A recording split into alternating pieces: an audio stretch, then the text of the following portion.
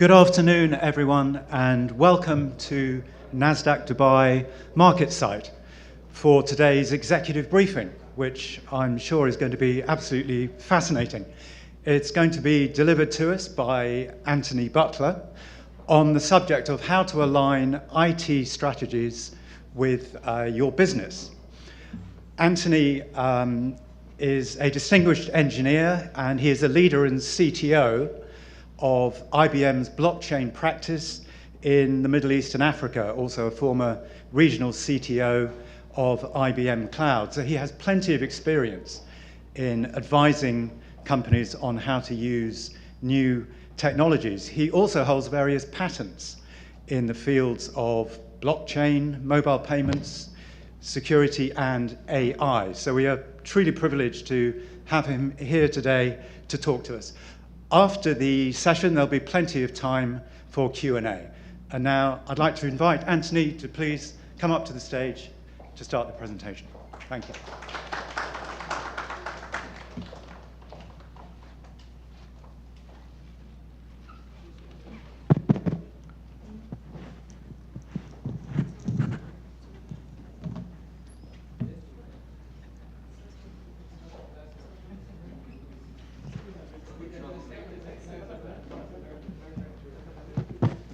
So good afternoon, everyone. My name is Anthony Butler, and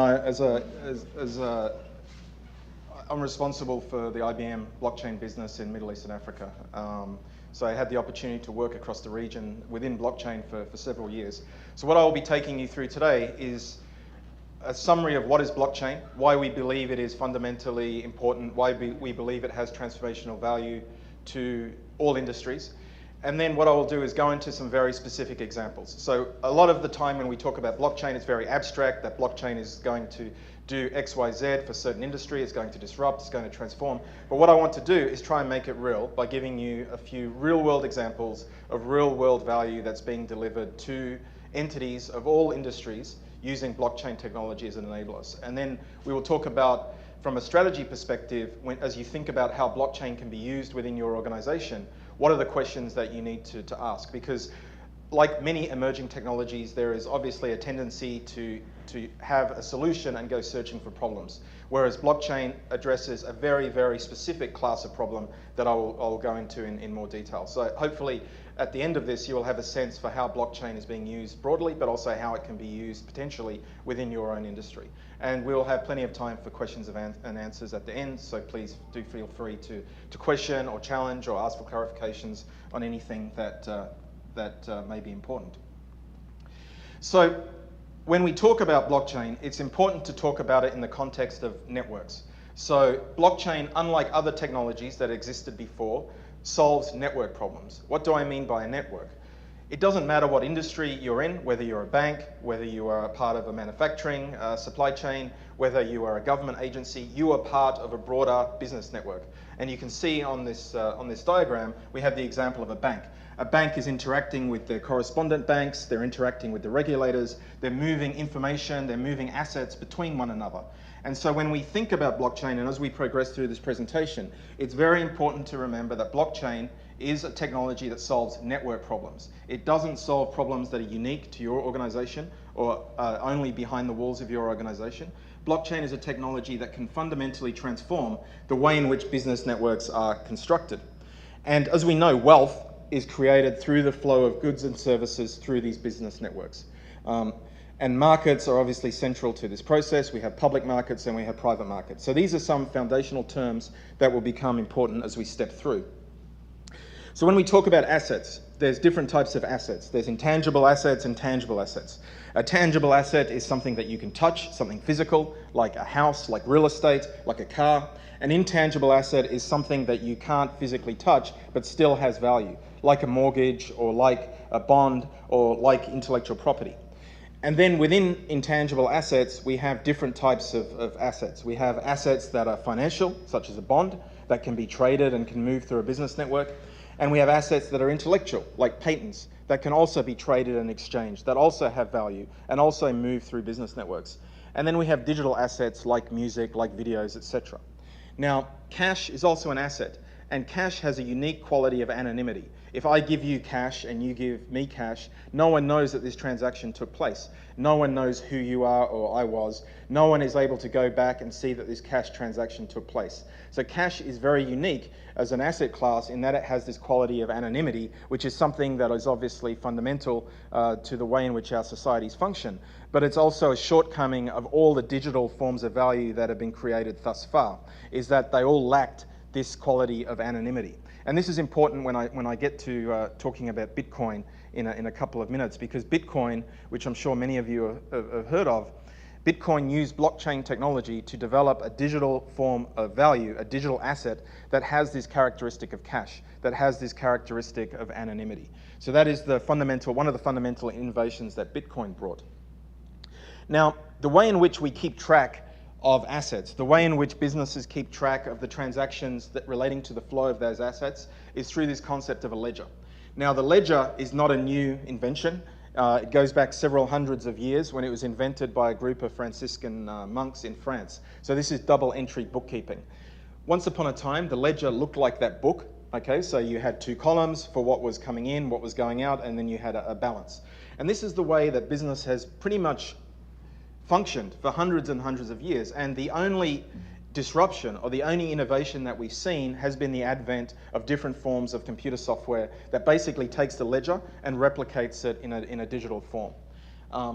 And so we have transactions. Transactions is the movement of an asset on and off the ledger. So John is selling a car to Anthony. There will be a record in John's ledger, and there will be a corresponding record in Anthony's ledger. And then we have contracts. Contracts are the rules and regulations governing that transaction. So these are some foundational terms, some foundational definitions. So you'll often hear that blockchain is described as distributed ledger technology, because what blockchain is doing is basically offering a very, very different way of addressing the problem that for the last several hundred years was solved through the use of a ledger. So to give you a real-world example, so this is a business network, and it doesn't matter what industry we're talking about, it's pretty much the same pattern that we see across the board. You have participants in this network that you interact with, that you're exchanging assets with. You have banks that are involved that are keeping track of certain types of assets that may be stored with the bank. You have regulators that are involved. So if you are, for example, a bank, there will be a banking regulator. If you are working in the healthcare industry, there will be a healthcare regulator. And so there are different regulators who have an interest in what is happening within that business network. And the way in which the regulators deal with this is by audits, by inspections, by challenging, licensing, etc. So there's a range of ways that have been invented for regulators to ensure that these networks operate in a way that is fair, that is functional, and delivers the objectives of the regulated industry. And then we have insurers who are also involved because there are assets. And you can see these books, right? So every one of these participants in a business network is maintaining their own ledger. So everyone has their own record of what assets are sitting with them and what assets are moving out of their organization to others. But they don't trust each other, right? Because if one of these parties is a bad actor, if one of them lies and says, I sent you this, but it's untrue, the whole integrity of the network is compromised. And so you have auditors who are involved. And auditors will come, they will look at the books and make sure that the books are an accurate reflection of what is actually happening within that network. So the issues with this are basically threefold. Firstly, it's inefficient, right? Because everyone has their own copy of the ledger. Everyone is maintaining their own records. Everyone is exchanging paper between one another to document the flow of assets on and off each other's books. It's expensive because there is paper involved, there's human process involved, and it's vulnerable. Because if one of these people lies, if one of these people sets out to deceive, the whole integrity of the network is undermined. And you can see this in many industries where you have companies that are engaged in fraudulent practices and how it creates problems within that supply chain, within that business network. So this is the way things are today. When we talk about blockchain, and the reason why industries are so excited about the potential of blockchain is because blockchain allows us to do away with this concept of everyone having their own record, everyone having their own ledger. So what blockchain allows us to do for the first time is to have a single ledger that's shared between all the participants in the business network. So if someone wants to know where that asset is, instead of having to go and speak to their finance department or investigate where that asset is within the business network, everyone can look at the same ledger in real time and have a real-time view of where it is and who has custodianship of that asset or who is responsible for it at a given point in time. And this is achieved through 4 qualities that are unique to blockchain. The first is this concept of consensus. So for those of you who are technical, when you start to read about blockchains, you start to read a lot about what they call consensus algorithms. And what consensus means is the way in which everyone has agreement that what they are seeing is the truth. Okay, so through, and I won't get into the underlying technology, but through these consensus algorithms, everyone that looks at this network can be assured that what they are seeing is the truth. Everyone is endorsing the transaction. There is no dispute that party A is looking at something different to party B. Then it has this quality of provenance, and this is another word that wasn't widely used until the advent of blockchain. And what provenance describes is this concept of the asset's history being like links in a chain. So from when the asset is created all the way through to when it's subsequently consumed, and I'll use the example of the diamond trade, which will hopefully make this a little bit more clearer. That is a link in the chain. And so you can take any asset and you can trace it all the way back to inception. So you know exactly where it came from. You know who it was who created this value on the network. So the second quality is this quality of provenance. And the second is immutability. Again, a word that wasn't used widely until the advent of blockchain technology. Immutability means that when something is written, it cannot be unwritten. So when we write to the ledger, we can't say, oh, we made a mistake, I'm going to go and delete it. Because if you do that, then you're fundamentally removing the ability for there to be a single ledger that everyone can look at, because now someone can do that for malicious purposes. They could do it for corrupt purposes. So if you make a mistake, you correct the mistake, but that correction is recorded and it's visible to everyone else in that network. And then finality. Finality means that once it is recorded, it is considered final. So this is, in simple terms, this is the fundamental innovation of blockchain when it comes to its application within an industry context. So people will say, well, why not a database? Because in many ways, blockchains do resemble databases. They are a class of data structure. They are a form of database. And the answer to that, and I won't go through all of these points, is that blockchains work where you need decentralization. Because in a database, I have a database. I'm telling everyone else in my business network, trust me. Okay? And you can access my data, but you have to trust me. So if I edit something or I change something, that is obviously an issue for the network. What blockchains do is allow us to have a database that is replicated, that is shared, and that there is consensus and consistency across a business network, and there is no one owner. So you do not require someone to just trust a single entity. Everyone has trust in the network. So going back to the first slide, that is why blockchains are used for network problems. And network problems where there is a trust boundary between the participants in that network. So different departments within a single organization, a database is perfectly fine because everyone implicitly trusts one another. However, if you're talking about a supply chain where you have suppliers, distributors, many participants who don't trust each other, then blockchains can potentially add value. So in very simple terms, this is why blockchains are useful as opposed to a traditional database, which has been something that's been used in enterprises for many, many decades. Now, the question always comes up, what about Bitcoin? And what is the role of cryptocurrencies in blockchain? So the way to think about this is that cryptocurrency, specifically Bitcoin, was the first example of a blockchain being used, or one of the first examples of a blockchain being used. So it is one use case or one usage of blockchain technology. It is not the only usage. It is not necessarily the most valuable or the most impactful usage, but it was one of the first usages of this technology and what gave rise to the popularization of distributed ledgers. Now, the innovation of blockchain was basically in a couple of areas. Previous attempts to create digital money before was subject to what they call the double spend problem. The double spend problem, and the best way to think about it is using music as an analogy. If you download an MP3 file off the internet, or you buy an MP3 file off the internet, you can copy that and you can send it to your friend. Now there's 2 copies of that MP3 file in existence, right? That's, maybe that's acceptable with music, maybe it's acceptable with video, but it's not acceptable with money. Because if you are paying someone online, you want your account to be decremented, and you want that value to move into the wallet of the person that you're paying. It isn't going to work if you're just copying and pasting that money and sending a copy of it to someone else. That money has no value. So what Bitcoin solved is what they call the double spend problem. And they did that through, again, some very clever cryptography. And you may have heard of something called Bitcoin mining. Bitcoin mining is where the Bitcoin network created a kind of economic incentive for people to maintain the integrity of the network by solving these cryptographic puzzles. I won't go into that in great detail, but happy to cover it in more detail when we get to the Q&A if that's of interest to you. So that's where Bitcoin falls into this picture. And since then, there's been many evolutions of currency using distributed ledger technology. You may have heard of something called Ethereum, but there's many, many others. I think there's over 2,000 currencies in existence today that use blockchain as an underlying enabler of that.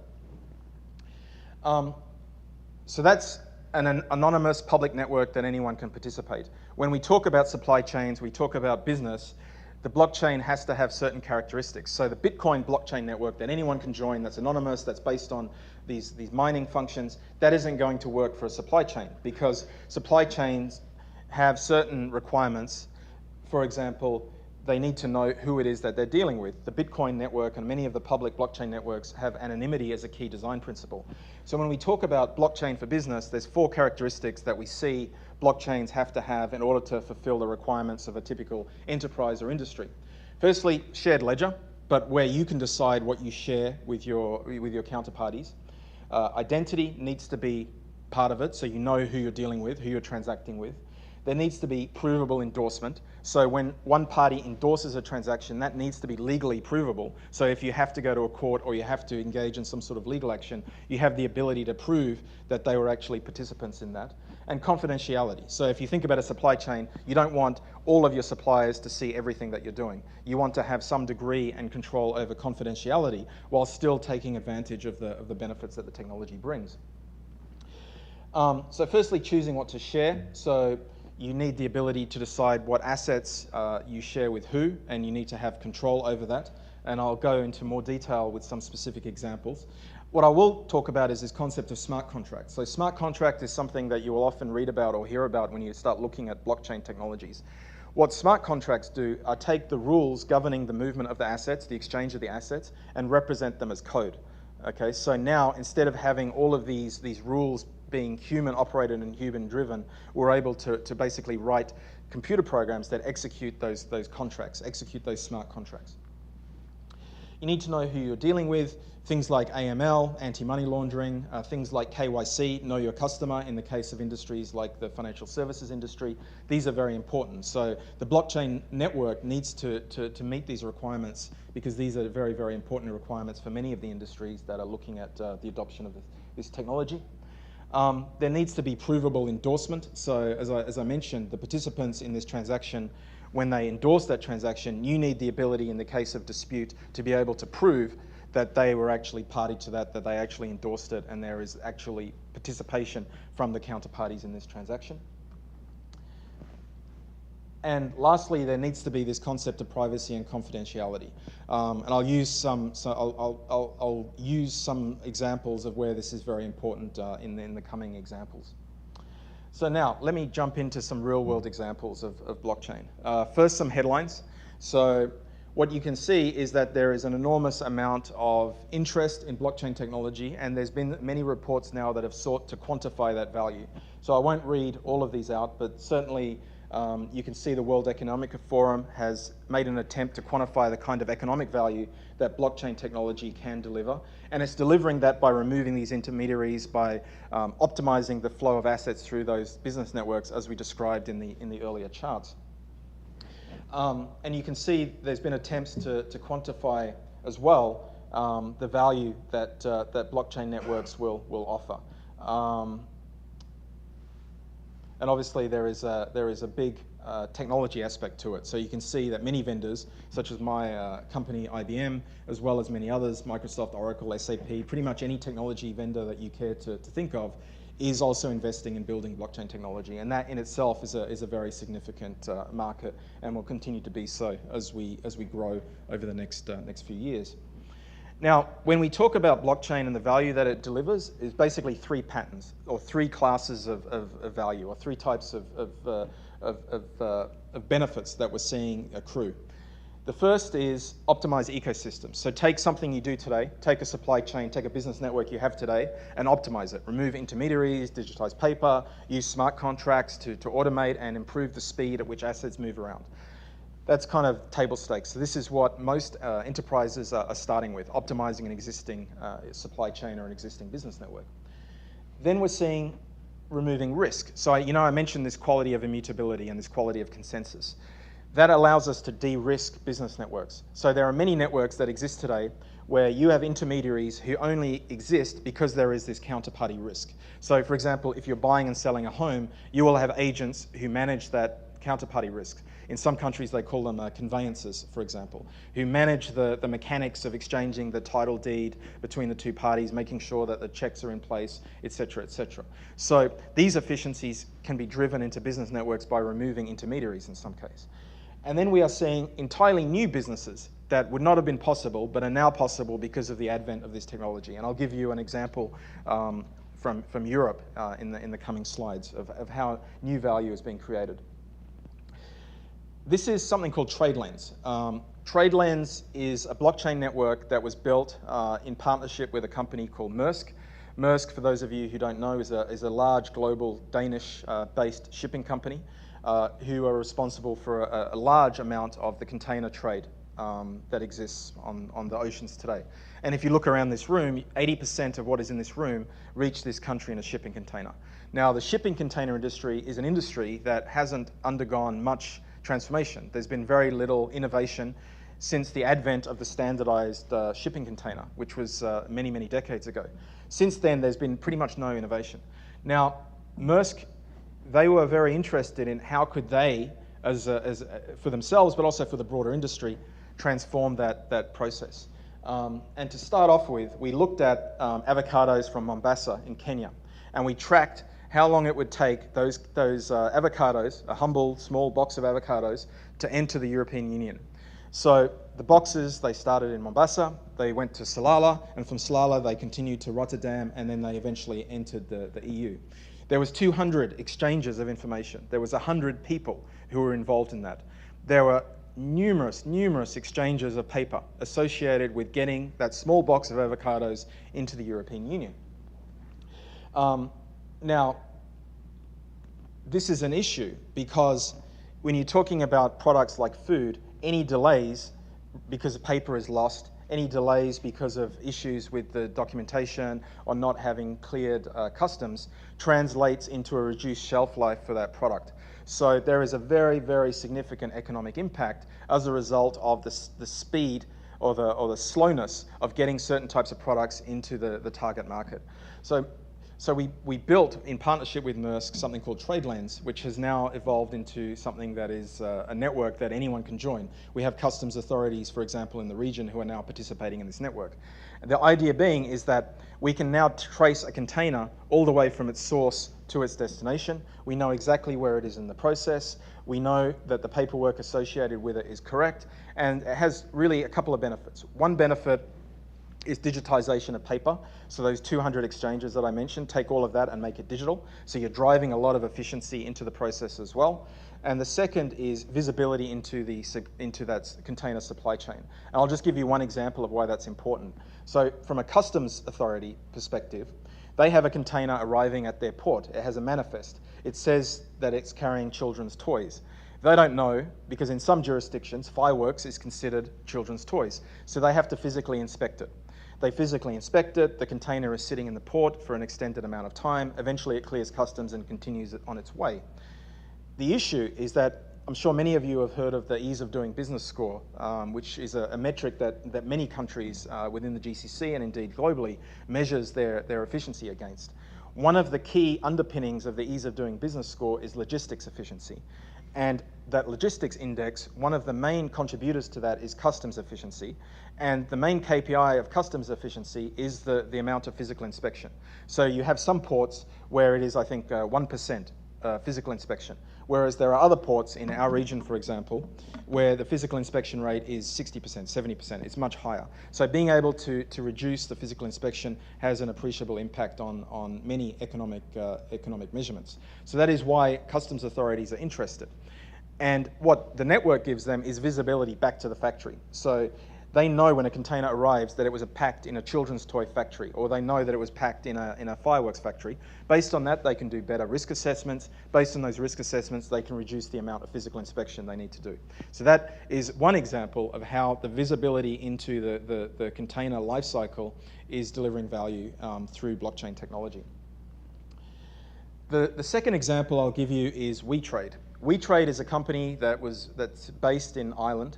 The genesis of WeTrade, or We.Trade, was a group of pan-European banks got together and looked at, could we transform the trade finance process? Now, the trade finance process, again, it's a process that has remained pretty much the same way since the days of Marco Polo. So those of you who've ever exported or imported, you'll be familiar with the letter of credit, the Nostro, Vostro banks, and all of the mechanics that are associated with that. So this group of pan-European banks, such as Santander and UniCredit and so on, got together to look at, could we solve this problem? Could we digitize the letter of credit? And could we come up with a new way of doing trade finance, initially within a European context, but potentially broaden it? Very successful. The issue then was, who's going to run it? And going back to the network question, or the network point that I made at the beginning, blockchain solves a network problem. Here it's solving a problem that's faced by Santander, HSBC, UniCredit, and others. The issue is they all compete with each other. So who's going to operate the network? So what they ended up deciding to do is to create a new company that they would all be participants in, that would be the custodian of this network and would operate it on their behalf.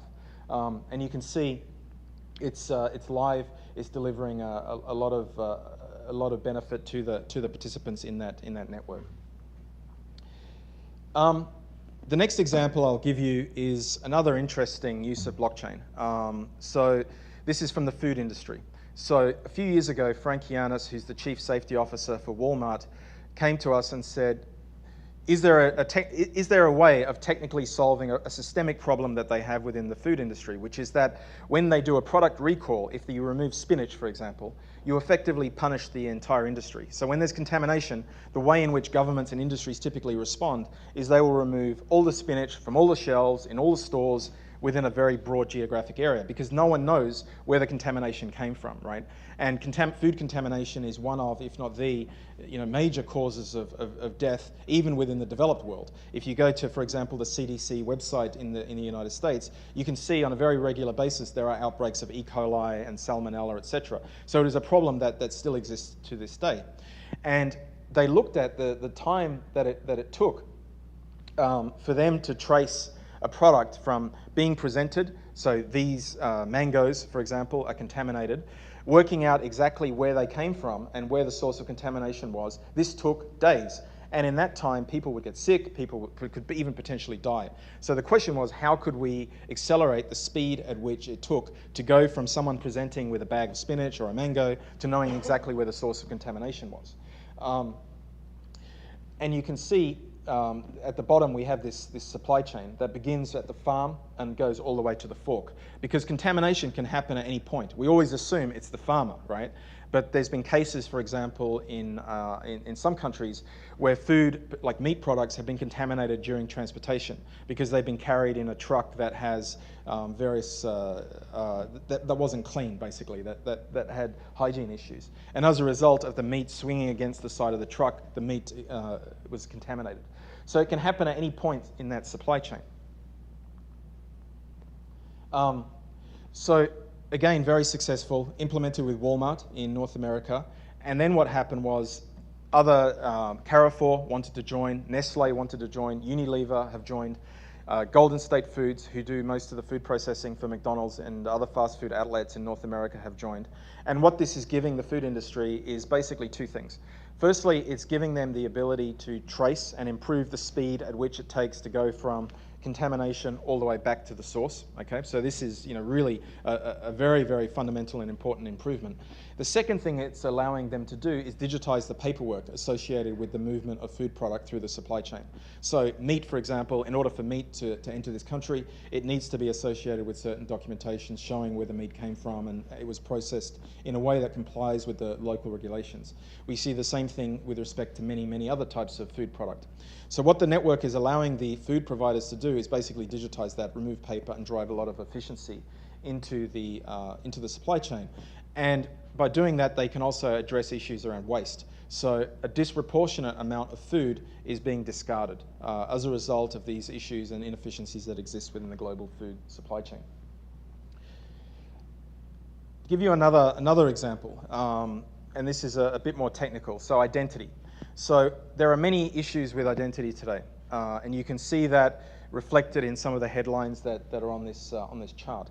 One of the issues is that when you give your identity to someone online, when you register and you put in your date of birth and your details and your credit card and your address, etc., you lose control over that identity. You don't know where it's gone. Once you release it into the wild, it's being traded, it's being sold, it's being stolen, and identity has value. That's why we have this concept of identity theft, where people will explicitly target e-commerce platforms in order to steal the identities of the people who transacted with them. So there is some emerging work being done to look at how blockchain can allow us to reimagine identity. And there's this concept of self-sovereign identity. Self-sovereign identity is putting you in control of your identity. The way that it works, and again, a bit of a technical diagram, but basically, imagine the wallet that you have in your pocket today. It has different forms of identity that are issued by different authorities. In the digital world, in a blockchain-enabled world, you will have a digital wallet and different identities will be issued by different authorities. So in this case, the university is giving you your degree, maybe your employer is giving you a salary certificate, the state is giving you your state identity. Each of those will be an identity that is stored within your wallet that you will be able to cryptographically prove your identity without over-disclosing. So if someone needs to know that you're over 18, you won't need to disclose that you are born in this year and so on and so forth.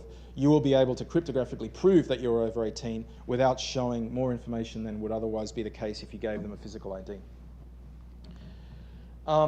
Another example, again, is something that my company has implemented, which is something called WorldWire. So this is a very different use case.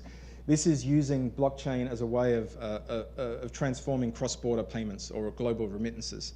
And here, what is happening is that when someone wants to move money from, for example, from the GCC to Pakistan or to India, I think the average, according to the World Bank, I think from memory, the average cost is about $29. And that is a function of two things, the cost of the transaction and also the FX spread that is the result of that. So this is looking at how can we transform the way in which value moves around the world to make sending money as easy as sending an email.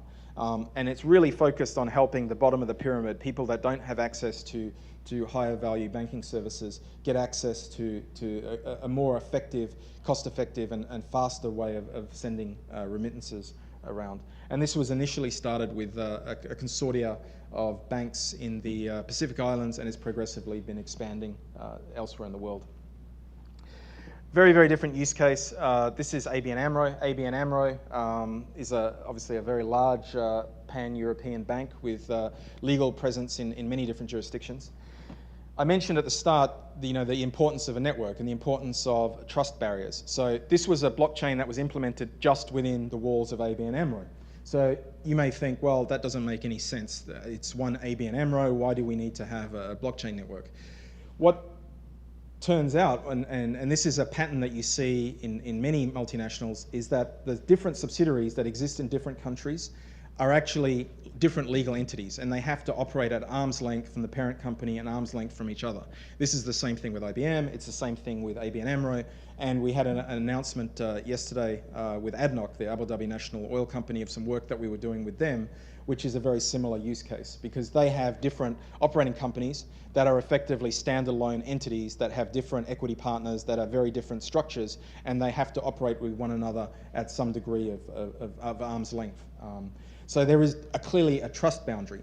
Now, what ABN AMRO did is they implemented a blockchain network across their different jurisdictions to address a problem that they had, which many financial organizations have, which is around regulatory compliance. So in order to get a view of what was happening within one of these subsidiaries, instead of having to send someone to ask the question, send someone there to investigate, request paper and go through this process, they had a ledger where all of these audit-related events were being written to it in such a way that when they wanted to have an answer to a question, they could look it up from the ledger, and it would be in a form that is immutable. As we mentioned, one of the characteristics is immutability, finality, and with consensus. So there is no room for one of these entities to then turn around and say it wasn't correct or it wasn't intended to be provided. Another example that kind of extends that is an intercompany supply chain. So many multinational companies operate very complex operating structures. They have different entities in different jurisdictions. Plus they may have entities that are holding intellectual property. You know, they operate very, very complex structures. And as a result of the financial flows between these different entities, there are taxation implications. There's concepts such as transfer pricing that comes into play. Things like how do you manage treasury functions, etc. So this is something that was implemented, and you can find a white paper online that talks about the benefits of this, which was basically taking that intercompany supply chain, digitizing it using blockchain, and using smart contracts to ensure that the financial flows and the movement of goods and services within that intra-company supply chain comply with the regulatory requirements of that jurisdiction. An example of that is if we take, I'll use my own company as an example, that we have a structure in UAE, we have a structure in Singapore, we have a structure, let's say, in Saudi Arabia. When we're delivering projects, we will pull resources from all over the world. Now, the costs of those resources get charged to the company that is providing the services to the end customer. So an example of this is the financial flow between IBM Singapore and IBM UAE if IBM Singapore is providing resources or assets that are being used to deliver value to a UAE client. So that's an example of the types of financial flows that this use case was able to solve and address. The last example I will give you is the diamond industry. Now, again, very, very interesting industry. They were one of the first adopters of blockchain technology going back, I think, a couple of years. So, you know, you often hear about the gold standard. When we talk about blockchain, we sometimes talk about the diamond standard, because this was really a very, very powerful example of how blockchain could be used within the context of an industry that hasn't experienced a great deal of digital disruption or digital transformation for many years. Now, in the diamond industry, for those of you who don't know, there are two problems. The first problem is that there is this concept of bloodstones or blood diamonds or conflict stones, meaning diamonds are being sourced from war zones and they're being used to fund, you know, various kinds of illicit activities, whether it's, you know, terrorism, funding militias, etc., etc. And I think there was even a movie to this effect. So the industry is very, very focused on making sure that the diamonds that get into circulation are obviously not being used to fund conflict in sub-Saharan Africa, for example. So in order to mitigate that, there's a lot of paper that is associated with these diamonds, and there's something called the Kimberley Process. And the Kimberley Process is the kind of global set of rules, a global rule book for the diamond trade that dictates what can be provided from where, what is the paperwork and proofs that need to be associated with it. And it has the purpose of trying to mitigate or address some of these issues that I mentioned with conflict stones. The second issue, which is probably not as well known, is that the technology has reached the point that synthetic stones can be created that for a person like me or for someone that is not an expert in the field, they are almost indistinguishable. In fact, they are indistinguishable. So there are companies, there's 2 companies in Silicon Valley, for example. There are a number of companies in Asia that started off making stones for use in like tools, like drill bits and things like that. And it's progressed to the point that they're able to create these synthetic stones. So the diamond industry is very interested, obviously, in making sure that the stones that are sold in the market are not synthetic, that they are quote unquote natural.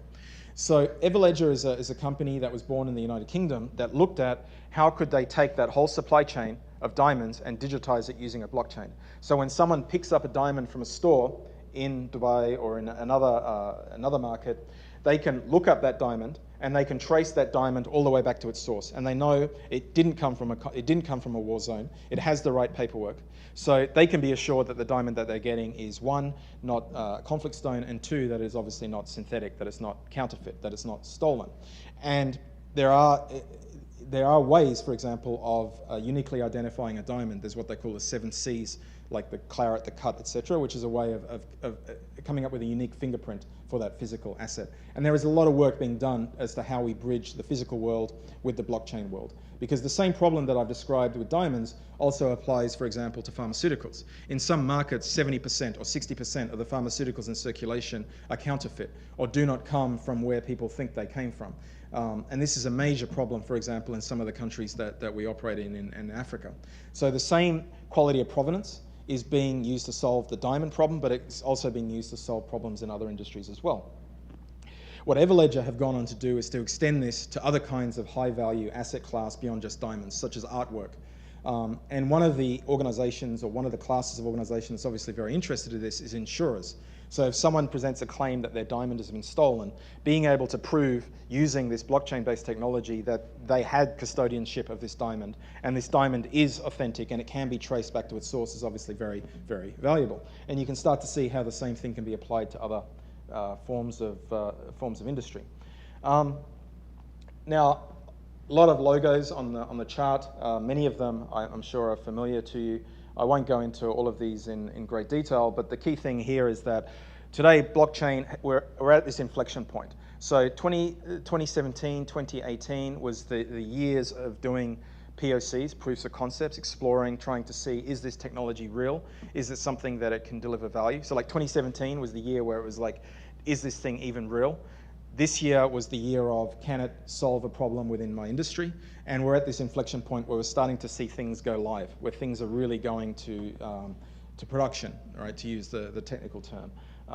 And we're seeing it across industries. So we're seeing it in healthcare, with respect to consent management, managing the movement of medical records through the supply chain.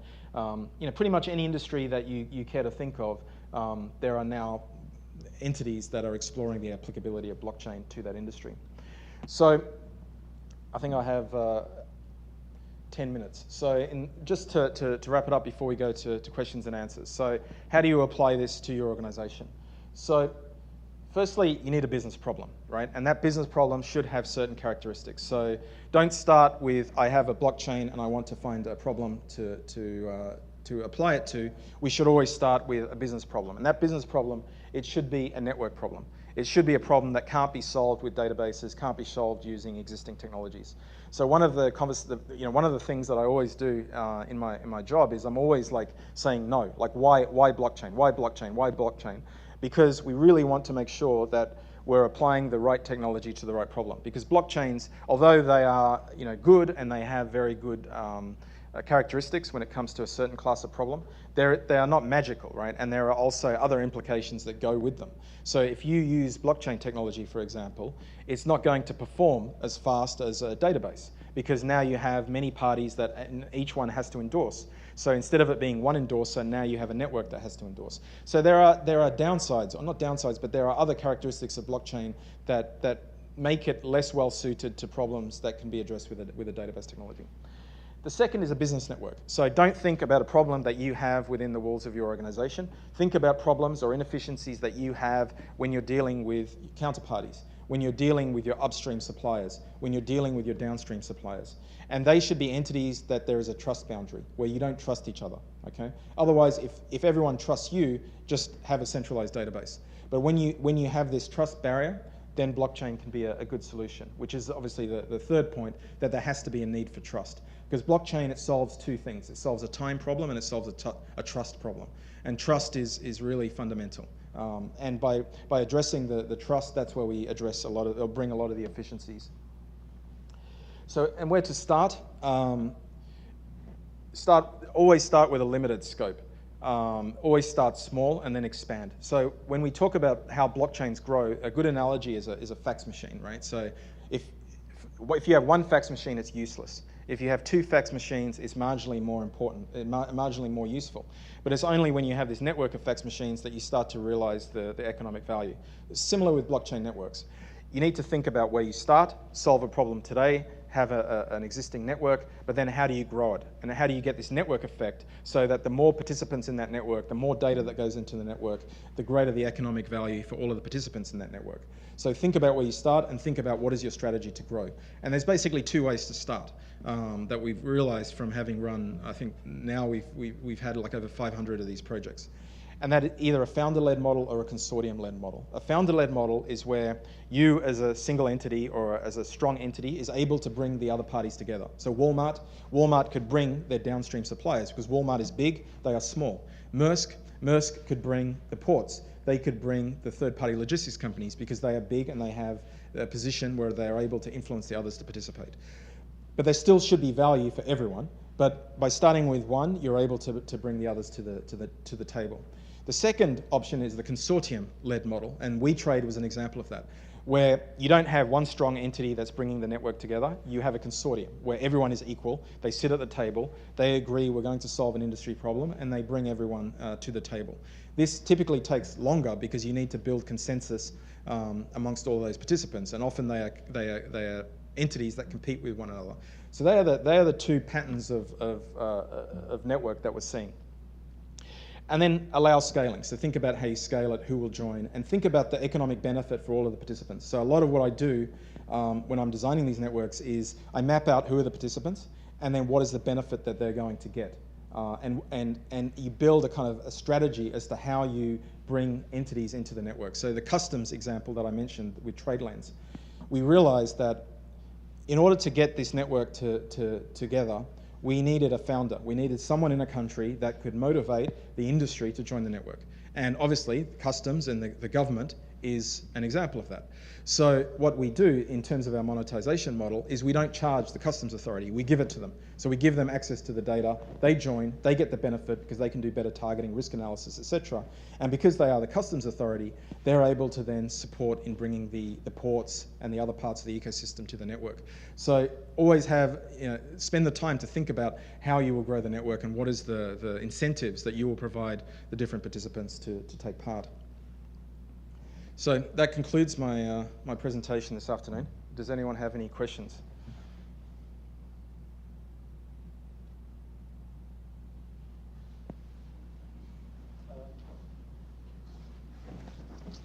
You mentioned it in the beginning, the trust factor. Yeah. The thing is, thank you. The organizations, the big organizations, for example, they have a database which is part of their valuation. And what we are saying here is that this will be now distributed and other people could see it. So is this not mean that they are now sort of, foregoing their sort of valuation in the company which they built over the years? And the other question is if for example, it's a big entity and they have, like Walmart example, what if one of the participants refuses for XYZ reason? What will happen? Will the whole sort of deck will drop, or is there a backup system? How do they do it? And it's in relation to a central bank system which they have introduced here. That's why I want to know, how do you solve that problem? Okay. So to your first question, blockchain doesn't replace the systems that you have within the organization. Think of blockchain as a way of facilitating the exchange of information between them. So for example, if you have an ERP system that has all of your company data, HR data, accounts receivable, et cetera, that still remains, right? So blockchain is not taking all of that and putting it onto a public network. Rather, what blockchain allows you to do is to exchange information with other counterparties in a more efficient and effective way. So it doesn't require you to just put everything onto a single ledger. No, absolutely not. But it allows you to facilitate the movement of data. Your second point, or your second question, again, so this is, again, it depends on the industry, right? So there are certain blockchain, so there are certain types, use cases of blockchain where, to use your central bank example, the central bank has to be involved. So for example, central bank digital currency. You can't have a solution for central bank digital currency unless the central bank is involved in that, because it is an issuer of it is the issuer, right? In other examples like supply chains, when you start out by mapping out the supply chain, you need to identify why would someone join or why would they not join, right? And then what is the incentive that you create in order for them to join? It could be a stick or it could be a carrot, right? But you need to understand that up front. Otherwise, you don't want to get to a point where you implement something and you find that others will not join the network. So in Walmart's case, obviously it's easy, right? Because they are big, and so they are able to create the incentive for their suppliers to participate. Also, the way in which you interact with the blockchain is different, right? So there's some entities that will actually run a blockchain node, so they will actually be responsible for managing the network and the consensus, etc. Whereas others, they're just putting data into it, and they don't even know they're talking to a blockchain, right? So for farmers don't need to know about blockchain. They just need a mobile app that they can take pictures, right? And those pictures get ultimately recorded on the blockchain. The blockchain is not, if it's done well, people shouldn't know that they're using a blockchain. It's just part of the underlying technology stack. That's the interoperability. Yeah. Talking if a farmer has at some point blockchain, then they can. Yeah, I mean, it's conceivable in the future they could play a bigger role in the network. But at the moment, you have many, many farmers, and you just give them an app, and they're able to interact with the blockchain using that app. Just last question. Yeah.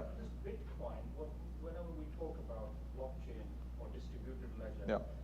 why do we have to speak about Bitcoin? I mean, it's not wholesome, to be honest. Yeah. Because of all this, speculation and all Yeah. that. Is it possible that one day we could just forget about Bitcoin I hope so. and this cryptocurrency business and just take this technology for people's use? So, I mean, people always talk about Bitcoin because that's where it began in some sense. And there's still a lot of mystery about the identity of Satoshi Nakamoto and all of these things, right? So there's this whole intrigue about Bitcoin. So that's why people are interested in it. I'm seeing like less and less people want to talk about Bitcoin in the context of blockchain. As for cryptocurrencies, I think there is value. So there's this bubble. There's a lot of things that are obviously scams, and there's all of this churn, right? But the technology itself, I think, has value. So everything that I described, like let's say we have a blockchain network for buying and selling houses, right? Like transferring real estate title. We can do this today, right? So you and I could create a smart contract to exchange real estate title. What we can't do is settle. So settlement is happening outside, right? So settlement is happening using conventional payment channels. Imagine if we had some sort of value that was stable, that could sit on top of a blockchain, that could be atomically linked to that real estate transaction. So the title will only go to you when payment has come to me. And if payment doesn't come to me, the title never reaches you, right? Now, that is where cryptocurrency or digital currency has value. Now, there are three, but it needs to be stable. So the issue with the current set of cryptocurrencies, for the most part, is there's no stability. So I agree to sell you a house for 100 Bitcoin now. By the time you decide to accept it, it's now 200 Bitcoin because you have this volatility. Now, there's a whole lot of research being done to solve this problem of stability. And there's three ways in which it's being solved. The first is through a fiat-backed digital currency, so a fiat collateralized digital currency, where someone will go and deposit $1 million in a bank, and then they will create 1 million coins that can be used as claims on that bank account. So central banks, for example, are looking at how they can create central bank digital currencies, okay? Like Sweden, for example, a number of jurisdictions, Singapore and others have been exploring this. Because then you can start to use dirhams or US dollars as a means of transacting. Then the second is there's some work being done to create a basket of cryptocurrencies, thinking that if we have like this basket, that it can be more stable than having a single cryptocurrency. And so there's work being done around that. And the third, which is the most interesting, is what they're calling algorithmic stable coins.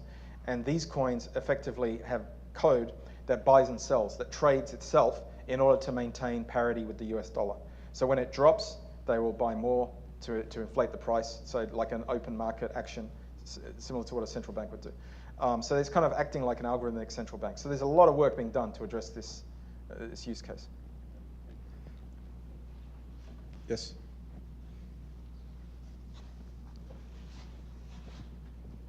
Thank you for a very nice presentation. I think It's the best presentation I've seen so far on blockchain, and you built the blocks very nicely. Thank you. My question was about the stablecoin which you discussed just now. Recently I was in Malta, and I learned from the officials there that they are trying to promote stablecoins. So I would like to know what IBM is doing about stablecoins, because cryptocurrency I think is fading away, or maybe it's losing interest. Stablecoins maybe is emerging. So if you could explain how IBM would like to look at it. So we're doing some work at the moment, which I can't discuss, where with some central banks to look at a central bank digital currency, primarily for a wholesale, initially for a wholesale use case, so for interbank cross-border settlement. But I think the ultimate stable coin is a central bank digital currency, meaning a currency that behaves like a cryptocurrency, like Bitcoin or whatever, that has the benefits of being able to be used in that way, but is ultimately backed by a central bank. So most of our work is focused on helping central banks understand what would be required to issue a central bank digital currency as a stable coin. As an interim step, we've been working with companies that have created their own stable coins. So there is a company in the US, for example, called Stronghold, and what they do is they deposit cash with a bank in a federal deposit insured account. They have a third-party auditor that comes in and says, yes, there is $1 million or whatever that's in this account. Then they issue an equivalent number of tokens representing claims on what they're storing with the bank, and that's being used as a way of having stability that's pegged, in this case, to the US. Obviously, it's one-to-one with the US dollar.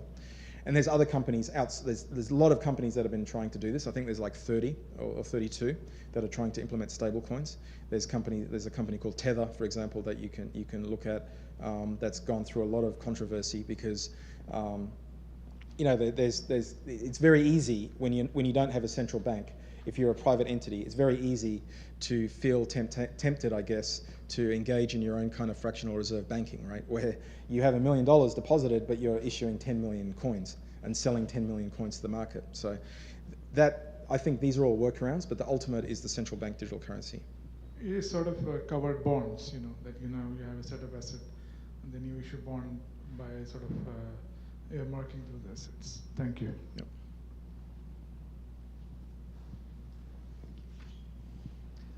Thank you. So I have two questions. The first one is, I come from the capital markets. How do you picture the capital market going forward? The brokerage, trading stocks, trading bonds. So that's one element. The second thing is the competition. I can see the example that you mentioned on the WeTrade. All the obvious names, multinational companies. So do you see the divergence between multinational companies and the smaller entities will be widened because of this advantage, because they can put resources to spend on new technology? So from a capital market perspective, there is a lot of exploration being done in the applicability of blockchain to that domain. One area that I think is very interesting is this concept of security tokens. So as a way of unlocking kind of liquidity that's trapped, particularly within the SME space. So there's work being done, for example, to effectively digitize the cap tables for privately held organizations, to give them access to different fundraising vehicles beyond an IPO or something that would be out of reach from them. So there's innovation that's happening, particularly within that space. So I think that there is definitely a lot of, there's companies now, for example, there's a company called T0, which is founded in the US under Overstock.com, that is building a platform that will basically give entities the ability to raise capital using a kind of token sale, where they will basically define the cap table for their company. They will represent that as tokens, and then they will go and sell that to accredited investors, et cetera, et cetera. The challenge is not a technical challenge, so the technology's there. The challenge is a regulatory challenge, because when you get involved in selling what is considered securities, there's something called like the Howey test, for example, in North America. that says that this is considered security. Therefore, there's a lot of KYC and regulatory aspects that need to be applied. So there's a lot of work being done within this area of how do you create new forms of liquidity using security tokens as a platform. On your second question, right now it's true that a lot of these large networks are large companies that are bringing them together, such as WeTrade, and there's others. But that isn't to say that small companies won't benefit. It's easier for these large companies to bring the network together. So in WeTrade, part of what WeTrade is doing, so I mentioned the finance part, but they're also connecting the buyers and sellers. So if you go to YouTube and you look at the marketing material that WeTrade has produced, you can see the actual experience. But someone's going in and saying, I want to buy a certain product. It's connecting them with small businesses that sell that product. And then the banks actually bid on providing the supply chain finance, and then they select the one that they want, and then it facilitates that part. But what it's actually doing, in addition to that, is bringing together smaller sellers and smaller buyers. So I think they will be beneficiaries of it. But yeah, at the moment, a lot of the work is being driven by large organizations, particularly within the financial industry. Hi. My question is regarding regulations, and thank you for the presentation. You just touched upon regulations right now. The regulatory framework is changing. Regulations are getting more stringent. In terms of client confidentiality, data sharing restrictions, etc., how do you think that MNCs bring the network together, especially across various geographies and jurisdictions? Sure. So from a regulatory perspective, I think that, the regulations are already there, but what needs to happen is to understand how they can be applied to this new type of technology. I'm not sure that it needs, completely new regulations to be introduced for most of this. I think the regulations are there. It's more about the guidance on the interpretation and applicability of them to this technology. From a privacy perspective, I mentioned this quality of immutability, right? So when you write something, it cannot be unwritten. So if I write personal information with respect to you, I can't say, oh no, I need to delete it, I overshared, or it's illegal to put this there. So there's been a lot of work in the context of GDPR, a lot of work being done to look at how can we avoid this situation where we have sensitive personal information written to a ledger that cannot be then deleted. So there are technical workarounds for that, where the actual sensitive information is held somewhere else where it can be deleted, because right to be forgotten is a key aspect of GDPR, but the signature is stored on the blockchain. So there's no way of going from the signature back to the personal information, but if I have the personal information, I can validate it using the signature. So there are now workarounds to address the privacy implications. But the key thing is that when you're designing the network, you understand what it is you're doing, right? And what are the regulatory and other constraints that apply to it, and you design it with the right privacy model on day one. Because privacy, you can't retrofit it, right? Once you've given people's information away, you can't change your mind and pull it back. So that's the key. But I think GDPR has forced the industry to give a lot of consideration to how this works in a blockchain world. Thank you. For those of you who don't know, GDPR is a European Union privacy legislation that has, amongst many things, something called the right to be forgotten, which is that if you have information stored with a company, you have the right to tell that company to delete that information. So it applies to Google, Facebook, as well as banks and anyone else that you might be operating with. No other questions? Not anyone, then I can. The question of the currency, central bank-backed currency. Forgive me if I haven't understood. You told us there are 3 ways that it's been progressed. What if a scenario, for example, if it's UAE, the currency is dollar-backed, and central bank issues a e-dirham, they already have, but let's say it's digital dirham, and that is used only for within the country. If they use, within the country, then there shouldn't be a problem of getting it backed. If it is backed by central bank, issued by central bank against at par with dollar, or would there be an issue then for the transactions which are happening within that country's jurisdiction? There's two types of central bank digital currency. There's what they call wholesale and what they call retail. Wholesale is a currency that's used within the context of the banking industry. So if you're familiar with systems that exist within central banks, there's something called an RTGS, real-time gross settlement platform. So in some ways, this replicates what's happening within that RTGS system. So it's moving money between participating commercial banks. That's what most central banks have implemented today, and there's benefits, specific benefits and reasons that they do that. Then there's what's called a retail central bank digital currency, which is generally accessible, meaning you can get it, I can get it, and it acts like cash, okay? That is technically possible to do today. Sweden is looking at it because, like a number of other economies, Sweden has an issue where cash is declining, like it's disappearing in terms of usage. And so they're looking at this as being a way of offering a cash-like experience in a digital form. The issue, and the reason why many central banks have pulled back from doing what you've described is not for technical reasons, it's for really a couple of reasons. Firstly, if you allow you as an individual to get a central bank digital currency, you are effectively you have an account now with the central bank, okay? So what is the role of the commercial bank, right? So you can find articles that have been written, for example, by the Bank of England that highlights this structural risk as being one of the risks that a central bank digital currency introduces. Because if you look at all the possible places that you can put your money in an economy, the central bank money is the most sound, it's the most secure, right? So they worry of what it will do to the commercial banking industry, knowing that commercial banks have a function beyond just deposit taking, which is also the creation of money and also lending, right? So they're worried. So reason one is the structural implications. The second is that it could facilitate bank runs. So there is a concern that having central bank digital currency sit along as convertible from bank deposits, that if there is any insecurity or concerns about the integrity of the banking system or a particular bank, it's very easy to move that into a central bank digital currency. So that's the second risk that central banks have identified. And you can find, there was a very good paper that was issued 2 weeks ago by the IMF in which they surveyed all of the central banks and looked at what they were doing in this space. But the reason why many of the banks haven't gone ahead with it is because of these issues that need to be thought through. There's also many benefits, but it's more the macroeconomic and the monetary policy and the structural implications than the technical. If I have 100 dirhams in my bank account, then could it not be a 100 dirham cryptocurrency? Let's say 100 dirhams. Right.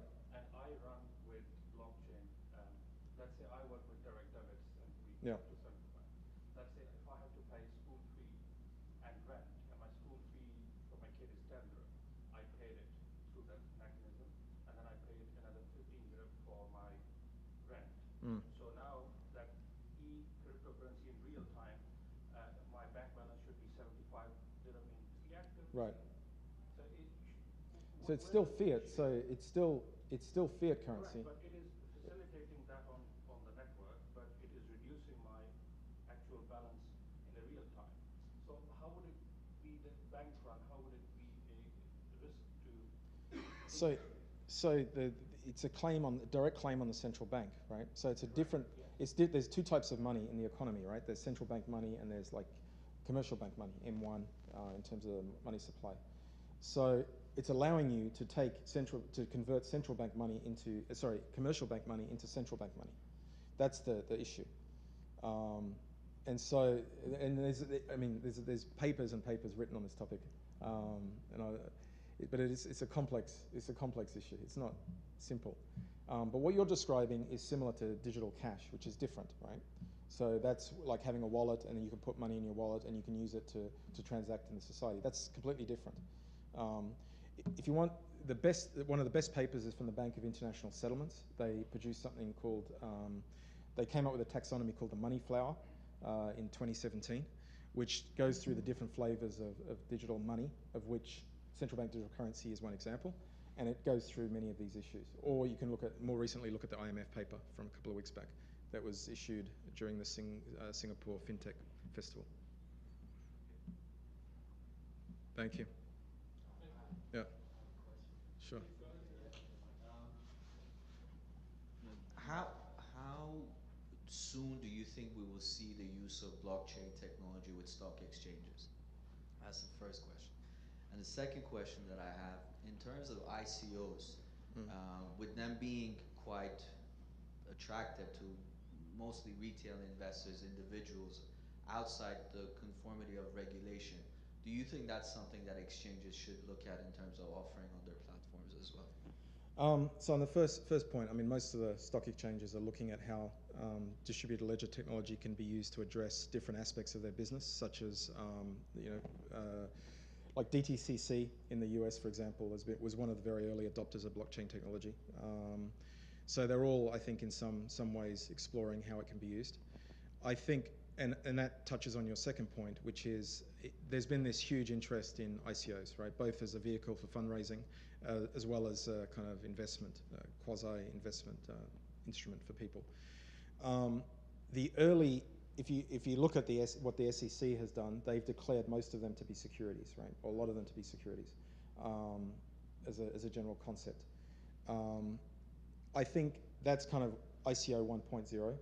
ICO 2.0 is a security token, where you will take some asset, whether it's real estate, whether it's a business, and you will tokenize it, and you will offer that in a platform in order to create liquidity for those entities and provide like a market in which those can be sold. This is an area where I think stock exchanges, as well as startups and others, are all exploring actively. I think this will address some of the challenges that existed with ICOs, right? Such as, for example, the KYC, the knowing who it was that you were investing with. I think many people will have been burnt as a result of investing in things that were not real. So I think the next generation will be much more well regulated and more sensible. But I think we needed the first. We needed all the excitement and drama and everything of that to create the liquidity in the blockchain world in order to build the platform for the second stage. Yeah. Okay, thank you.